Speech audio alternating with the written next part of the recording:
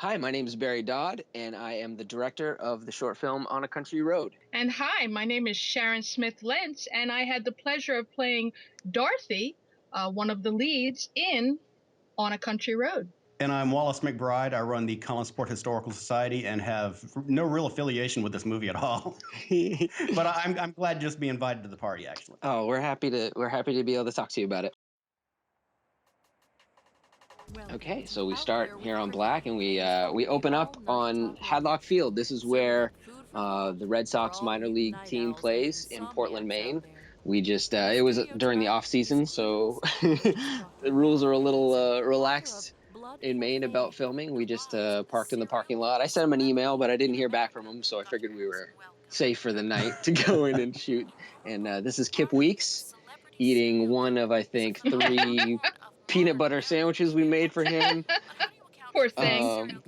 Which is actually surprisingly hard to cut between, because this is not the same sandwich. We have one camera, so I'm cutting between a couple different sandwiches in order to make it work. Who was in charge of continuity on this?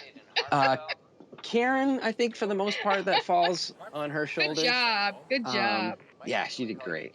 And luckily the space was sort of tiny, so there wasn't a lot of room to move around, so kept you guys pretty quarantined through the whole movie.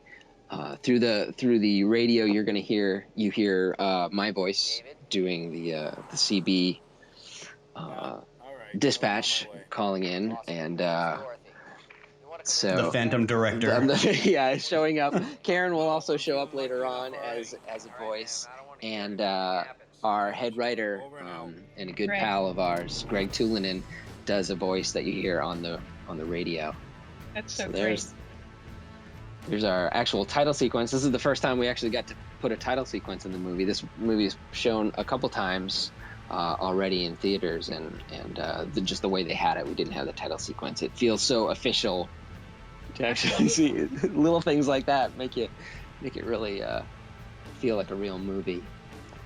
Where did the idea come from to actually adapt this? I guess originally it was a radio play. Yeah, it was. It was old-time radio drama from Suspense. Greg and I are both fans of old-time radio, and when I was invited to submit a short horror film to this local film festival called Damnation Land, didn't really have a scary story off the top of my head, but I was in the midst of listening to a lot of old-time radio, and I had remembered this one story called On a Country Road, which starred Cary Grant, and it was a really scary story, and it seemed very simple, and it seemed like the kind of thing that we could adapt and change. And I have to interject. I love this footage. It's just incredible. The lighting in this, I'm feeling it. I'm there. It's great. Hello, I'm Dorothy. We really need to get to South Hopsville. Any Sorry, chance we could I'm going the opposite way, and I'm really very late already. That's awesome. You look great in this scene. It's really one of the only chances we get to see you guys with some actual light on you outside of just fake moonlight. Right. So really. Well, you say that for a movie that's essentially set inside of a vehicle, the color palette on this is actually really incredible. I mean, how did you go about choosing the colors for this? I mean, if I was the guy shooting this, it wouldn't even occur to me to do anything just to make sure I could see your faces. Sure. But there's a lot of bright blues, oranges, yellows, greens in this. Yep. How did you go about planning that? Dean Merrill is our cinematographer. We spoke early on how we were going to shoot this. And there was talk about maybe doing it in black and white to sort of match the old-time feel of the dialogue. But I really wanted to push the colors, so we ended up going with a really sort of Manhunter-esque, really loud colors. Blue was really important. He spent a lot of time finding just the right gels to work with to give us just sort of an otherworldly blue, green, strange hint. In this scene here, you see this red. We wanted it to look like the red was coming from the taillights from the car in front, and so we had lights outside there with these really like bold red gels on there. There's no color correction here. This is what we were getting in the camera. Right. It was really great. Really looks nice. It does. It's so multidimensional. I love it. It's not flat. A little bit. You know? It really intrigues you the whole time. Already the lighting is sucking you in, you know? Yeah. Well, how did you settle on how your character was going to deliver her lines, Sharon? Because you knew who this was before we did. I mean, you know, we're going to get into spoilers. If you're listening to the commentary track before watching the movie, shame on you. But you know already that you are not the crazy lady running around murdering people. But the idea here is that you might be. Absolutely. Absolutely. You want to leave it a little bit of question there. Barry had kind of clued me in that she should be a little uptight, a little nervous, but at the same time, someone who's used to getting her way. A little pushy. All of those things being a little out of character for me because I'm usually so sweet. But Barry has a way of bringing it out of you, and he brought out a little bitchy in me. It helps to leave them stuck in a car all night with fake rain pouring down on them. It tends to bring out the best in you. And I also was in the middle of a year's worth of vertigo, so I wasn't feeling my top of my game either. But this is true. And going round and round in circles. Exactly. Well, how did you two first meet? Oh my! How do we meet? I mean, I was a fan of Dark Shadows, and I met her at a convention just as a fan. You know, took my picture with her like everyone else, and that year we had finished the first season of a web series that we created called Dark Shadows. Wow, called Ragged Isle, and we had brought some DVDs with us to give to all the different actors there. I just wanted to share. It's something that we were inspired by what they had done, you know, just to give something back. And Sharon actually watched it, and she reached out to me and said she loved it, and struck up a relationship. I fell in love with Ragged Isle. I got behind it. I wanted everybody to see it. They did such an incredible job, Barry and his team. Thank you. It's been a great friendship that formed through mutual admiration. And she's just a really sweet lady, and she's been very supportive of that project. And I always knew I wanted to work with her if I had the chance. So we were going to make sure she was in this project, you know, no matter what. And I'm so glad. I feel so lucky. Speaking of chance, I really felt like Barry took a chance with me. Yes, I was on Dark Shadows, but that was a very long time ago, and I was a little girl. And he took a chance on me being an actress in this short film. It's not something that I do a lot of, so, you know, he took a chance. You were great. Look at her in this scene. Oh my God, it's so perfect. I would be in trouble if I didn't point out the costume on Sean Reardon here, his cop costume. Karen was so proud of that thing. She found just the right jacket and hat and the CB and like that. I think is one of the things she's most proud of is how authentic and awesome that costume. We've got it in our closet right now, and the flashlight shows up later. That's like one of the best purchases I made for this movie is that cop flashlight that Kip will end up using later on as well, just because it's so badass. And everybody who held the flashlight said, "Oh my God, yeah, this." I think even Sharon held it for a while. I'm not going to say a word. I'm just going to let Home that Depot. one go by. But it's a pretty kick-ass flashlight. Well, let's see if I can fix it. Where are you going? You can't leave me here like this.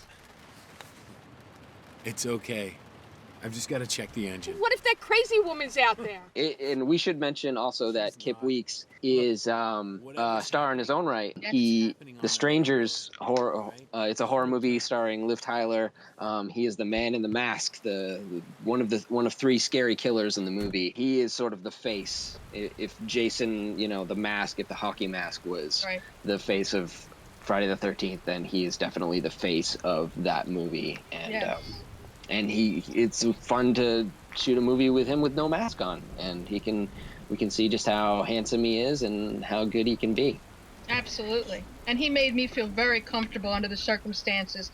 I mean, I showed up in Maine. I hadn't met any of these people before except for Barry and Karen, and to be put in that situation where you're working all night long, in this pseudo rain, is that the right word? Yeah. Under very close circumstances. Right. Kip was one of the people that said, "Relax, it's cool, you got this." Yeah. And Tip of that flashlight. Yeah. That was really nice. He's good. This is our first glimpse of Christine Louise Marshall. Oh, poor Christine. Who I tend to make suffer. Yeah, I abuse her, and she's also in Ragged Isle. And if you do check it out, get a good laugh from how we abuse her in that as well. But she's one of my favorite actors, and again, really lucky, just really lucky. Here she comes. Yep. Made for a spooky moment. Lock that door. Yeah. And a lot of this is taken, right from that old time radio drama. You should seek it out. You can find it anywhere if you got iTunes. Just type in On a Country Road and you'll find it. There's about 3 different versions. Yeah, this is awesome. This is a short film, but it's shot like it's supposed to be seen in the theater. Yes. The impression I got from the glass here, and especially the woman disappearing behind the frosted glass, was the same thing that Hitchcock used to use with screens and shower curtains as like surrogates for the movie screen. Yep, you got it. So yeah, I mean, I'm really impressed by the production values here. This is a solid film all the way around. Thanks, man. You like that scream? Come on. Yeah. Could be the beginning of a scream queen. The glass was built by Eric Anderson, special effects glass. It's not sugar glass. We couldn't do that because of the rain. It would have melted melted the glass away. So it's sort of a plastic material. And we're still digging pieces. Yeah. We're still digging pieces of that stuff out of our car. Honestly, like I was just vacuuming the other day and there's still pieces of glass in there. And the seat of my pants. Yeah, it melted through her clothing, which was so funny. You're letting her stay in here with us? Going crazy out there. And it's how did you accomplish a scene like this? Were there a lot of double takes, triple takes, just to make sure you got all the lines delivered and the people in the? I mean, how did you do something that's this claustrophobic? It's tricky. This is the one scene where I think we had 2 cameras rolling at one time, one on Sharon and one on the 2-shot with Sharon and Christine, and Kip we just shot separately. We went in behind Christine, and you can sort of see her head in the foreground. It's real tricky to light a scene like this and make it not look like. And also, if I remember correctly, wasn't there someone crouched down behind that seat doing audio? Oh, absolutely. Right in the back seat. It's sort of an open trunk area. It's a Toyota Matrix. And behind where Sharon is sitting, there's a little area where you'd put groceries or whatever. I'm not sure who's back there right now. It's either Greg or Charlotte. But somebody is crouched back there, very uncomfortable, holding a shotgun mic, just pointing it up to the ceiling, hoping that they can get sound. And it turned out fairly well, Yes, it did. What was the prep like for the film for the cast members? Was it just a traditional read through? Did you have them listen to the Cary Grant radio show, or? I'm not sure I don't know. Sharon, did you listen to that? I did. All beforehand. I did. What I ended up doing was, since Sharon couldn't make it, we got the other actors together and I recorded just a straight read through of them, and I added some little sound effects and stuff, and I sent it to Sharon so she'd have a sort of a feel, something to work with, and a chance to sort of be with the actors before the night that we actually shot. But we never, as an entire cast, got to run through everything. It was rehearsal during shooting, It was fun watching that. The person that read my lines was a man, and I kept joking, do I have to read them like him? Right. He did a fine job being Dorothy.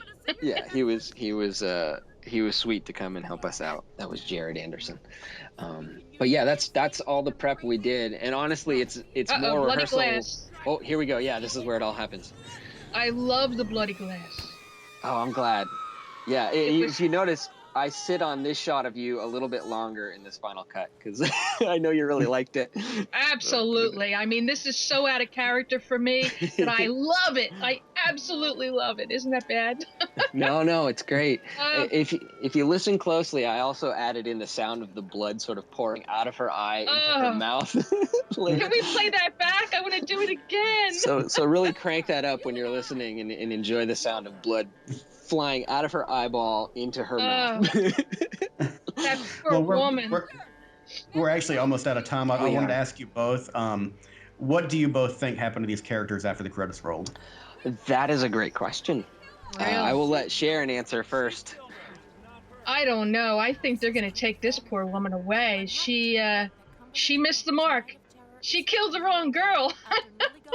Yeah, my theory was that if we were ever to do a sequel to this, the end of this was much more complex, but we just ran out of time, so I just shot it all in one shot. But we were going to. I like the idea of them making their way over to the cop car and Right. seeing that the body of the killer is inside the car, like laying in the backseat dead, and we realized that the guy, the cop himself, might have been nefarious in some way, and he would start chasing them like he was going to kill them. Oh And the my. second story would be them running off into the night, into the rain, just being chased by this creepy cop. But I just pictured me in an orange jumpsuit. I don't know.